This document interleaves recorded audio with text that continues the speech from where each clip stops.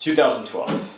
I'm going to take you back to the year 2012. 2012 was the year that completely altered the paradigm of my life. The events leading to 2012 are as follows. Years earlier, I had left my job. I had left a corporate job and was facing ridicule from friends, from family. Like everyone, literally everyone I talked to acted like I'd completely fucked my life up and was going to continue to fuck my life up. There was something fundamentally wrong with that. I went through years of trying to set projects up, having really great meetings, but at the end of the day having very little to show for it in terms of output, in terms of something that people had heard of. Then finally I thought it was coming with a movie called Machine Gun Preacher, that movie. And then the movie got a limited release in theaters and just completely faded into obscurity. It was literally like sitting there by myself in my apartment and just seeing another batch of movies being released and being like, oh great, mine isn't one of them. Finally, that movie came out, The Gray, which completely changed my life when it opened #1. Someone told me after that hey, now you're the youngest person to have a #1 film, yay. And I was like, cool.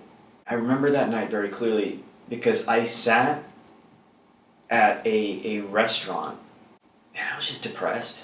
I mean, I just had a series of negative thoughts. I was like, am I able to match this? Like, I can't believe it took me this long to get here, which is super douchey. And then the publicity for Dredd started kicking in. And, you know, Dredd really was my passion project.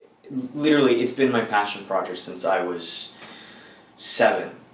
I first saw a trailer for Dredd on TV, the Stallone one, and he was on the futuristic motorcycle. And I was like, Dad, can we go see that? And he was like, absolutely not. The reviews say it's called Judge Dreadful. Fuck. Well, thankfully, when we were living in Hong Kong a number of years later, I was able to actually buy Dredd, the Judge Dredd rather. I actually didn't mind it as a kid. It didn't like offend me in the way that it offended every Dredd fan. But I did acknowledge that there was a darker version of it that could have been done with similar production design. Dredd bombing at the box office was probably one of the most devastating things I could have experienced at that point in my life. You know, at the end of the day, like, you're sitting there, you're a person, and the thing that you're passionate about just didn't work. Like, people went to see, you know, some Jennifer Lawrence movie and to see Jake Gyllenhaal pretend to be a cop in End of Watch. Horrible, devastating. And again, I'm not motivated by money. I don't give a fuck. I genuinely do not give a fuck. I got into this because this is fucking cool. I'm like, oh my god, I get to tell stories. That's fucking awesome. Here's why I get to do it. It's because of you guys. Here's what you guys did, plain and simple in English.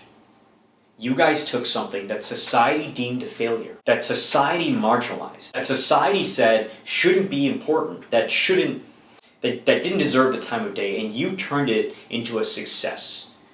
You guys have redefined what success means, because it's not opening weekend, it's not box office, it's cultural resonance. This movie resonates with you guys, and that is so fucking cool.